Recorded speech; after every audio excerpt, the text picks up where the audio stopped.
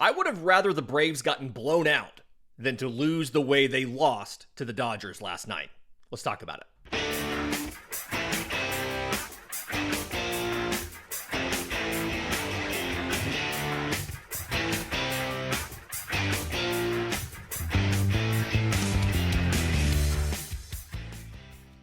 Yes, welcome on in to Braves Today for Thursday, April 3rd. Your source of news, notes, and updates on your Atlanta Braves.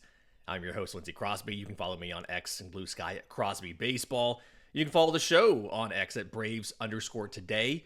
We have a Facebook page and an Instagram as well. And you can find all of my written work, bravestoday.com. That's the Braves Today Substack, as this is both a podcast and a newsletter. And we're coming to you the morning after Atlanta's walk-off loss to the Los Angeles Dodgers. They lose 6-5 in Dodger Stadium to complete the 3-game sweep by LA and to cement an 0-7 start. Easily the worst start in Major League Baseball this season. And if I saw this right, tied for the third worst start in franchise history.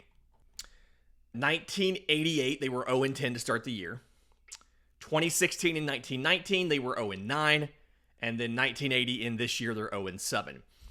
If you were curious on how this went, in 1988, they fired the manager during the season. In 2016, they fired the manager during the season. In 1980 with the 0-7 and 1919 with the 0-9, they fired the manager a year later. I am not coming out and saying fire Brian Sittker. Okay, a lot of people are. I'm just giving that context. None of those seasons, with the exception of 2025, because we don't know yet, obviously, did they make the postseason. So, let's talk about what happened.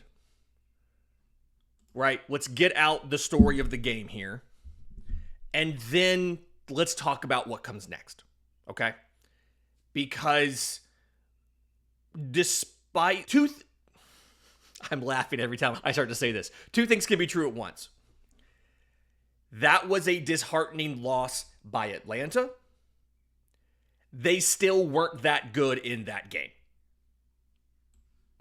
Both of those things are true. Okay? To be up 5-3 in the 8th inning with your closer in the game and to end up losing the game is terrible. That hurts. And honestly, with Bryce Elder on the mound against the reigning Cy Young winner in Blake Snell, I honestly expected that to be 10-2. I thought there was a very real, I'm not saying I expected this, but there was a very real possibility that Bryce Elder gave up 6 runs in 2 1/3 innings. You had to burn a guy for 2 or 3 innings out of the pen, and that just was a blowout. And instead, Atlanta has a lead late, has their closer in the game, and can't win. I was a little talking on the Braves postcast last night with Jake Mastriani of Locked On Braves. I asked him about the idea of taking out Daisybel Hernandez and going to Raisel Iglesias in the 8th. I do think the issue there isn't going to Daisybel. You have to win a game. Like, at some point in time, you have to win a game. The issue was going from Daisybel to Raisel Iglesias with a 2-0 count. Either pull him before the at-bat or finish the at-bat. Don't stick him into that situation. What happened? A walk.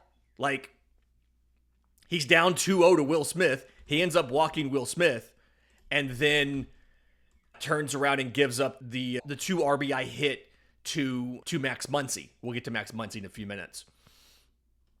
But, like, it's a situation, he's down 2-0 in the count.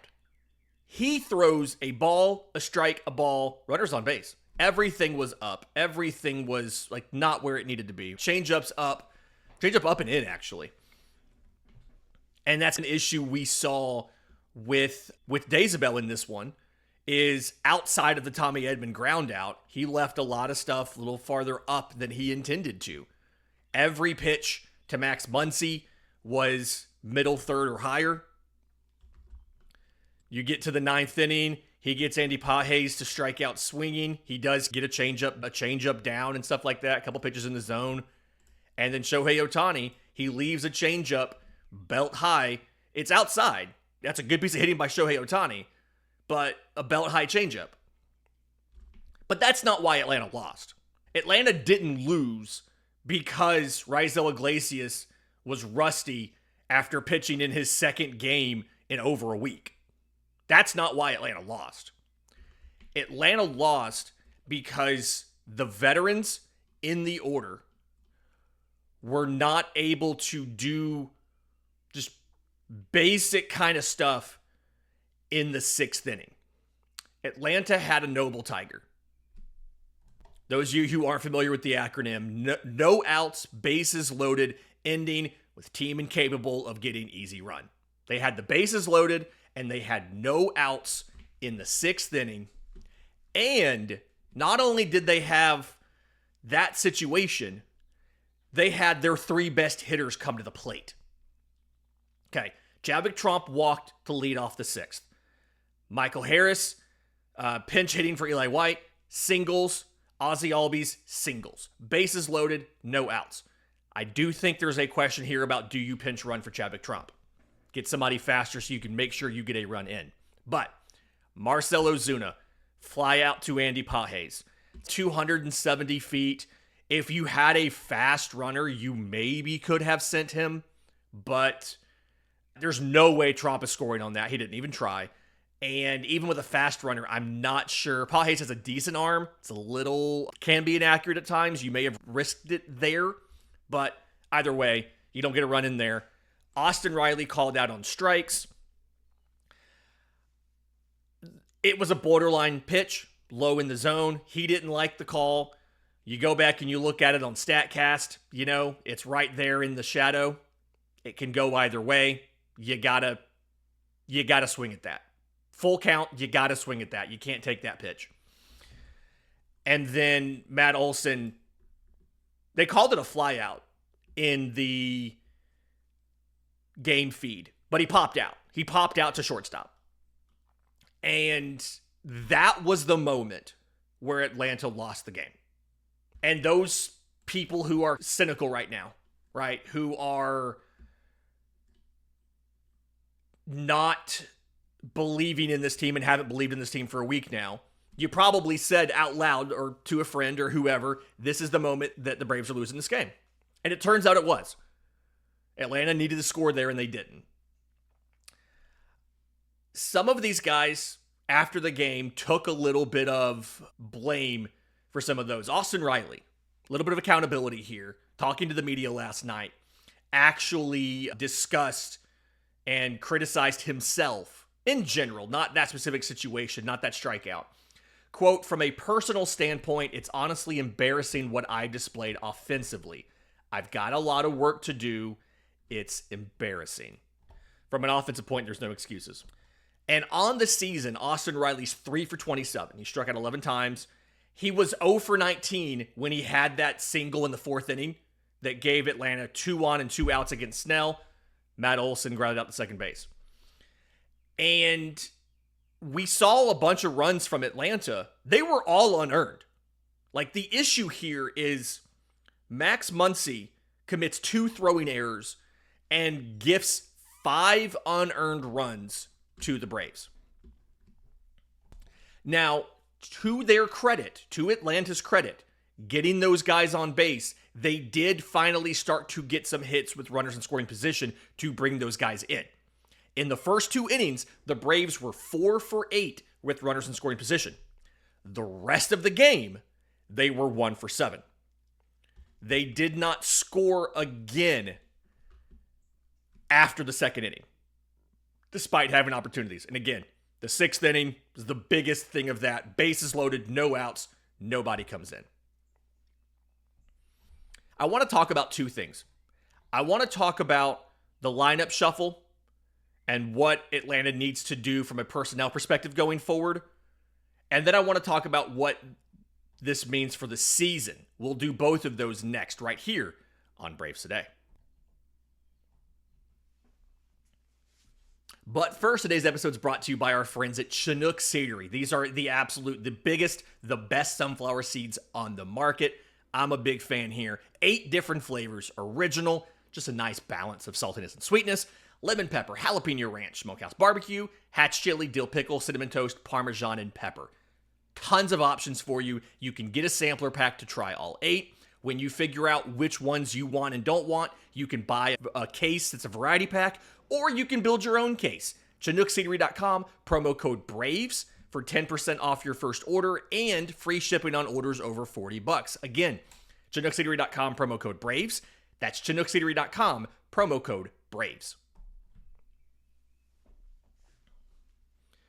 Welcome back to Braves Today. Lindsay Crosby breaking down this heartbreaking loss to the Los Angeles Dodgers. Because again, I'd have rather gotten blown out than to think that the Braves could win this and then not. I was getting ready for the postcast with Jake from Locked On Braves, and I had made, in like the 8th inning, I was like, should I start making a thumbnail that's the Braves winning? And should I start making the background that's the Braves winning?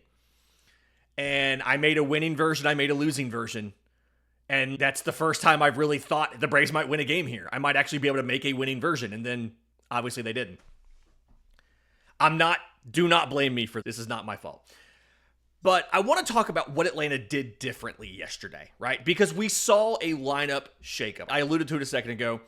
But Atlanta went with, and some of this was obvious, right? They wanted to get a bunch of different bats in there against the lefty Blake Snell. So Ozzie Albies moves to leadoff. We've had conversations on here before about should you have Ozzie bat against some pitchers in leadoff and Michael Harris lead off against some guys. But Ozzie Albies leads off. Marcell Ozuna moves up to the 2 hole. I like this decision, honestly. He leads baseball in walks. He walked the first 3 times in this game. So 3 walks in his first 3 plate appearances. Finished the game 0 for 2 with 3 walks. He's only hitting 188. He's 3 for 16. But he has a 552 on base. 4th highest in the majors. His 13 walks are 5 more than anybody else in baseball. So it makes sense, rather than having him bat 4th, have him bat 2nd. So that you have more opportunities to drive him in. They didn't do it. But he did score once. But you have more opportunities to drive him in if he's in front of your guys. Okay, Riley Olsen 3 and 4. Brian De La Cruz starts in left field, batting 5th. Did not pick up a hit last night, but one of those was an error, right? Was an error in the field. He scalded some balls. Had a 105-mile-an-hour line out, and had that error was at like 96 or 97 off the bat. So like, he put 2 balls in play in his 4 at-bats. He's scalding some baseballs. At a certain point, it's like he can't do much more. He's making good quality contact. They just aren't falling. I know people are tired of hearing that, but it's true. On that note, you can see what happens when the luck normalizes. Atlanta had 10 hard hit balls in this one. 6 of them fell for hits. And the 7th was the Brian De La Cruz error, or the error when Brian De La Cruz hit that ball. So it would have been 7 hits. Actually, that might have been an out. Either way, they came out better than 500 on their hard hit balls in this one. Nick Allen at shortstop. We're going to get to him in a second. Stuart Fairchild made his first start. Went 0 for 4. Did score a run. Chadwick Tromp. Eli White started in center field for Michael Harris. Harris does take over later. White goes 1 for 2. Puts out a bunt single. Atlanta has back-to-back bunt singles. The bottom of the order, like on the stat sheet, they don't stand out to you because Fairchild went 0 for 4. White went 1 for 2. Tromp went 0 for 3. But they did a lot of work. And I think they played pretty well. These bench bats, these quad A bench bats, did pretty well for Atlanta. And Snit, people hate me giving Snit credit. But to Snit's credit, when they asked him about why he shuffled up the lineup, his response was, what are we going to do, not score? There's no reason not to shake up the lineup in that situation. Now, do I always want Michael Harris sitting against a lefty? No. I think Michael Harris should be in there almost every day, and they got him in there pretty quickly as a pinch hitter for Eli White. But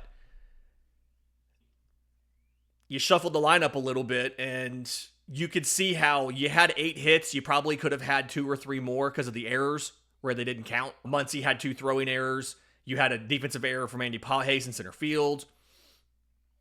So the shakeup worked. But I want to talk about Nick Allen because we've been asking for the Braves to do something at shortstop, and there's not really been a lot of options to do something at shortstop and free agency. Just not a lot of guys that are not an arm, leg, and a firstborn to sign. And Nick Allen goes 2 for 4 last night, has an RBI, steals a base. And so he's significantly outplaying Orlando Arcia. Did it in spring, doing it now.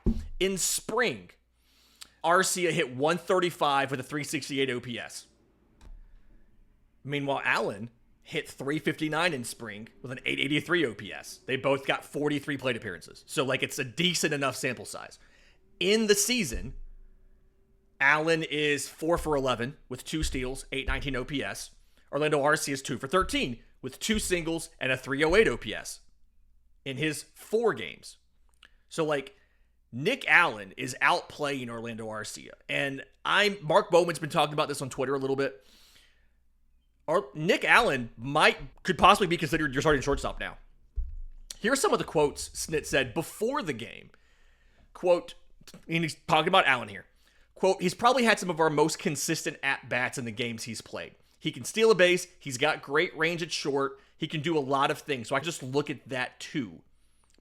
I just like the looks of that too. Try and get him in there, and hopefully he can do some things to help us. And then after the game, here's what Snit said about how Allen did. Allen was really good. Just what he's bringing right now is the defense, the at-bats, being able to steal a bag. That's something that's probably the positive of this road trip is him. So, honestly, I'm fine if Nick Allen gets a majority of the starts at shortstop going forward for Orlando Arcia. If you're curious about the contractual status of each of these guys, Arcia is making $2 million. He has a club option for next year. Yes, the Braves should pick that up. $2 million is virtually nothing to pay for a guy that can be a valuable backup in the middle infield. He's played a little bit of outfield in 2021. He's done a lot of stuff, right? You pick up Arcia's option. Nick Allen's making league minimum, so $780,000. He will be a Super 2 arbitration player next year at age 27.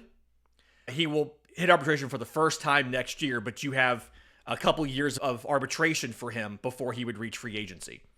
So if Nick Allen ends up being your option at shortstop, you have more runway with Nick Allen than you did with Orlando Arcia until you can figure out, can John Gill or one of the young internationals get ready or something like that to be a shortstop going forward.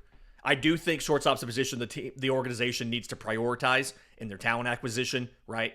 We've seen them sign a couple IFAs. I wouldn't hate for them to go grab a young prep shortstop in the draft either, but that doesn't feel like something they want to do. They go with pitching in the draft, and they go with position players for the most part in international free agency. But in just a second, let's talk about what the Braves do now. They're 0-7. And are the playoffs still in range? Is this realistic? Let's break that down next, right here on Braves Today. Lindsay Crosby talking about the Braves 0-7 start and just the bad vibes associated with this. Not a fun podcast today, guys. I'm sorry. But again, blame the Atlanta Braves, not me. And no Braves team has started 0-7 and made the postseason. That doesn't mean it can't happen. There are teams that have started 0-7 and made the postseason. And when you look at the odds, right, whether it's projection systems, whether it's betting odds, things like that, nobody expects Atlanta to win the division anymore. Going online, checking some odds as of Thursday morning. The Braves are projected either second or third in the East, everywhere I've looked. The odds are Phillies 1, Mets 2, Braves 3. Reminder that betting odds are not exactly supposed to be exact predictions of what's going to happen. Those are designed to get action a certain kind of way. Fangraphs. I did pull up Fangraphs. Fangraphs has Atlanta with the second best odds of making the playoffs in the division. They have the 4-1 Phillies, 42.3% chance to win the division, 76.5% chance to make the playoffs, 7.9% chance to win the World Series. The Braves at 0-7. Fangraphs gives them a 32.5% chance to win the division, and really, if you think about it, nice odds. 69.2% chance to make the playoffs, and an 8.6% chance to win the World Series. Better odds than the Phillies. And then the Mets at 3-3 have a 24.8% chance to win the division, a 60.8% chance of making the playoffs, and a 5.3% chance of winning the World Series. And I know that feels odd. I think the World Series discrepancy, Atlanta having the best odds of all of those, are one of those, if Atlanta gets into the postseason, they feel pretty good about, they have the right mix of pitching. Obviously, the hitting has to get better if Atlanta makes the postseason. So there you go. I think that's why I would probably disagree that they should be higher than the Phillies, but projection systems treat you differently than the vibes. I imagine some of this projection system stuff is still based off of how strong the offense was in 2023. And maybe they get back there. This is 7 games. Like, the sample size of this is so small. And right now, it doesn't feel like you're going to get back there. Nick Allen's batting .364. Eli White's batting .250. Nobody else on the team, none of the regulars are batting over 200. And it's just been, it's in every possible way, it's been a nightmare start. You've had injuries, you've had a suspension to Profar, you've lost all of your games, you've had some dumb mistakes, and you were even gifted runs in both of these games. And when you weren't being gifted runs, you couldn't score runs. I do think that getting that first win for the Braves is a big deal. And I do think that when they do finally get that first win, it's going to do something for this team, right? It is going to mentally unlock something. I'm confident that win's going to happen this weekend against the Marlins. The Marlins, who are 4-3, I think they have 3 walk-off wins in their 3 wins. I'm reminded of their postseason season in recent history. They went 84-78 in 2023. They won a wild card spot, and then they got eliminated by the Phillies pretty quickly. And the deciding thing there was they went 33-14 in one-run games. Like, their overall winning percentage was .519. But in one-run games, they had a .702 winning percentage. So I don't think the Marlins are as good as their 4-3 record. We've seen this before, especially very early in the year. A couple games that turn one way or the other can make you look more impressive. At the same time, a good test for this Atlanta Braves team is how they do against a team they should beat. Because whether we want to admit it or not, the Padres and the Dodgers have been 2 of the best teams in baseball this year. Together, they are undefeated. So they are combined 15-0. The Dodgers have scored 45 runs in their games. The Padres have scored 36 runs in their games. Now, granted, both teams got to play Atlanta, right? Like, they had the advantage of getting to play the Braves, who have been bad. But the Padres just went in, just hosted Cleveland and took 3 from Cleveland, and none of them were close. 7-2, 7-0, 5-2. The Dodgers have also handled their business. They went to Japan, took 2 against the Cubs, 4-1 and 6-3. They faced Detroit. It was a playoff team last year. They won 3 of those. They won all 3 of those, 7-3, 5-4, and a walk-off in 10 innings, 8-5. And then the Braves. So this upcoming stretch, like, Atlanta's schedule's not easy, right? Miami is, at least, if nothing else, Miami has the vibes right now. Miami is playing well from a vibes perspective. And so that's not going to be easy, especially when the vibes around your team are so incredibly bad right now. Okay? After Miami, you host Philly, and then you go to Tampa for a weird, it's a 4:10 game on a Saturday, like a weird weekend series in their minor league park that could be rain impacted. We'll see what happens.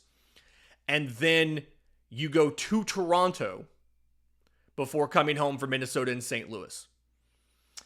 So there's some opportunities in there. Minnesota's struggled this year. St. Louis hasn't been great. Obviously, you have not either. Tampa Bay was not a good team last year. I think they're better this year. Miami was not a good team last year. I think they're better this year. But you have opportunities that are not two of the hottest teams in baseball. But things don't get much easier. You go to Arizona after that St. Louis series. That's a big ballpark. They're a good offensive team. That's going to be tough.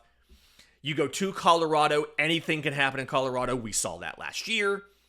And then you come back home to face the Dodgers. That's the weekend, May 2nd, 3rd, and 4th, that Ronald Acuna Jr. wants to be back in the lineup for.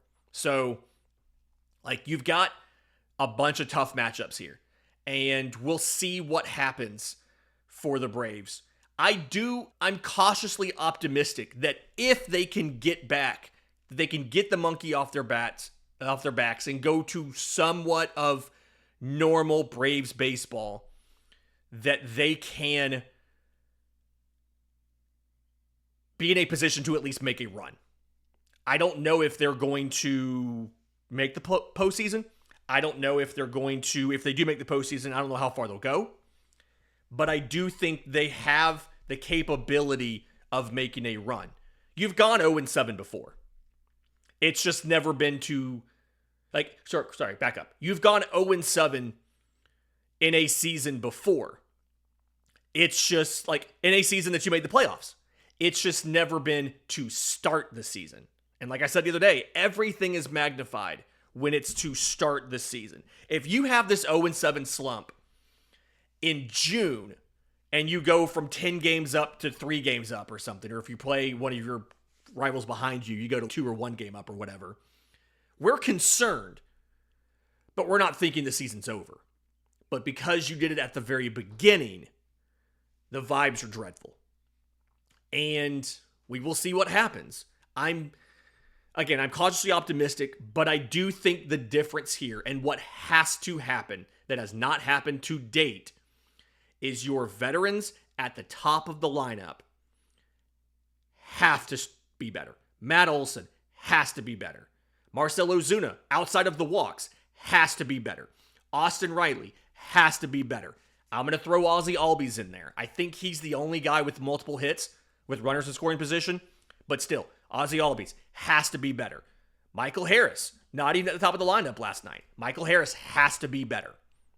You can't expect Eli White and Stuart Fairchild and Nick Allen to come in and carry your team. You have to do your jobs.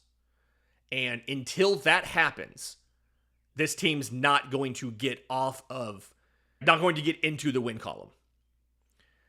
And quite honestly, the fate of this season probably rests on those veterans having a good weekend back home in Truist Park this weekend. This has been Braves Today for Thursday, April 3rd. You're listening on audio. Do us a favor. Leave us a 5-star review. Apple, Spotify, whatever Google uses for their podcast now. If you're on YouTube, subscribe to the channel. Hit the notification bell. And also check out all the written work at bravestoday.com. That's the Braves Today newsletter. Until next time, this has been Braves Today.